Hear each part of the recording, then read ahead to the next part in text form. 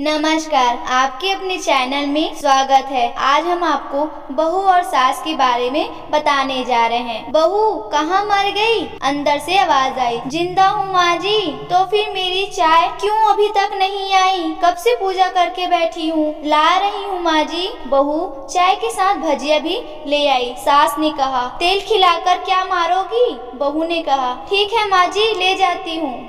सास ने कहा, रहने दे, अब बना दिया है तो खा लेती हूँ। सास ने भजिया उठाई और कहा, कितनी गंदी भजिया बनाई है तुमने।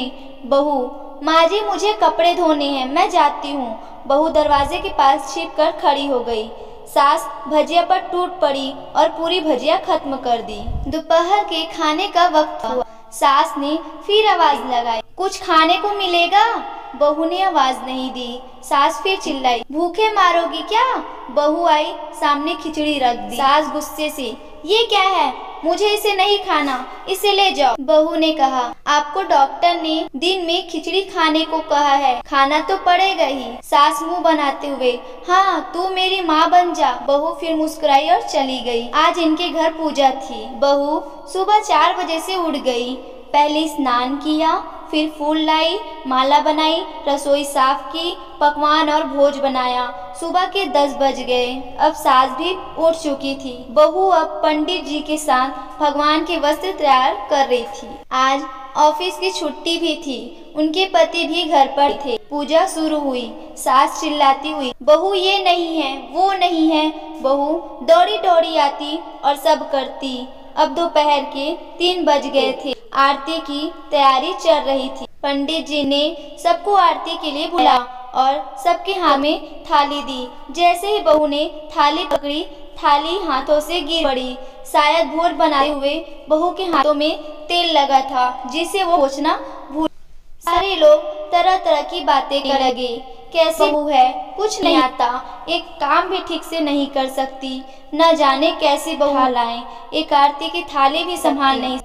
उसके पति भी गुस्सा हो गए, पर सास चुप रही, कुछ नहीं कहा, बस यही बोल के छोड़ दिया, सीख रही है, सब सीख जाएगी धीरे धीरे।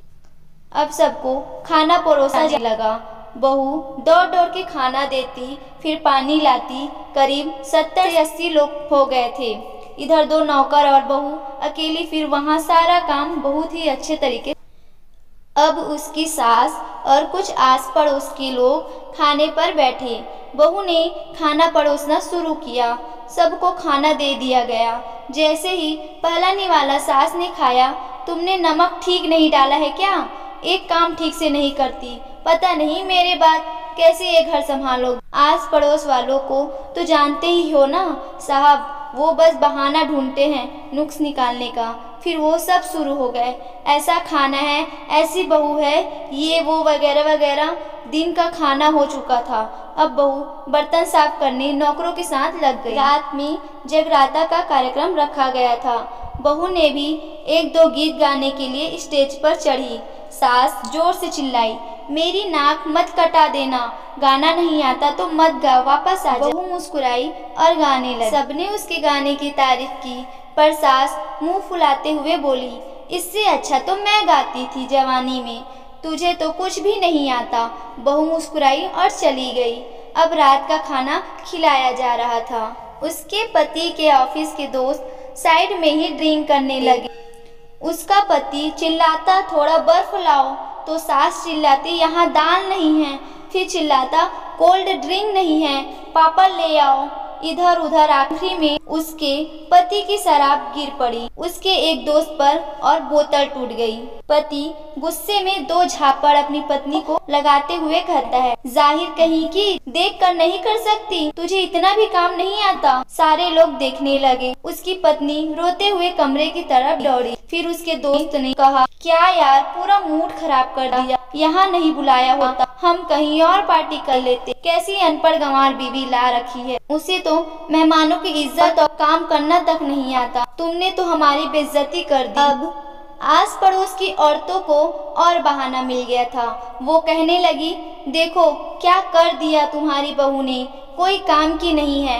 मैं तो कहती हूँ अपने बेटे की दूसरी शादी करा दो, छुटकारा पाओ इस गंवार से। सास उठी और अपने बेटे के पास जाकर उसे थप्पड़ मारा और कहा, अरे नालायक, तुमने मेरी बहू को मारा, तेरी हिम्मत कैसी हुई, तेरी टांग तोड़ दूंगी। उसके बेटे के दोस्त कुछ कहने ही वाले थे कि उसकी माँ ने घूरते हुए कहा, चुप, बिल्कुल चुप, यहाँ दारू पीने आए हो, जबकि पता है आज पूजा है और तुम्हें पार्टी करनी है। कैसे संस्कार दिए तुम्हारे माता पिता ने, और किसने मेरी बहू को जाहिर बोला, जरा इधर आओ, चप्पल से मारूंगी अगर मेरी बहू को किसी ने एक शब्द भी कहा तो। अरे पापी, तूने उस लड़की को बस इसलिए मारा कि तेरी शराब टूट गई। पापी, वो बच्ची सुबह 4 बजे से उठी है, घर का सारा काम कर रही है, न सुबह से नाश्ता किया न दिन का खाना खाया, फिर भी हंसते हुए सबकी बातें सुनते हुए ताने सुनते हुए घर के काम में लगी रही। तेरे यार दोस्तों को अच्छी नहीं लगी, जूते से मारूंगी तेरे दोस्तों जो कभी उन्होंने ऐसा कहा।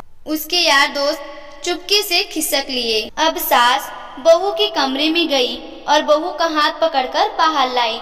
सबके सामने कहने लगी, किसने कहा था अपनी बहू को घर से निकाल के दूसरी बहू ले आना, जरा सामने आओ।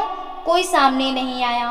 फिर सास ने कहा, तुम जानते भी क्या हो इस लड़की के बारे में, ये मेरी माँ भी है और बेटी भी। माँ इसलिए मुझे गलत काम करने पर डांटती है और बेटी इसलिए कभी कभी मेरे दिल की भावनाएं समझ जाती है।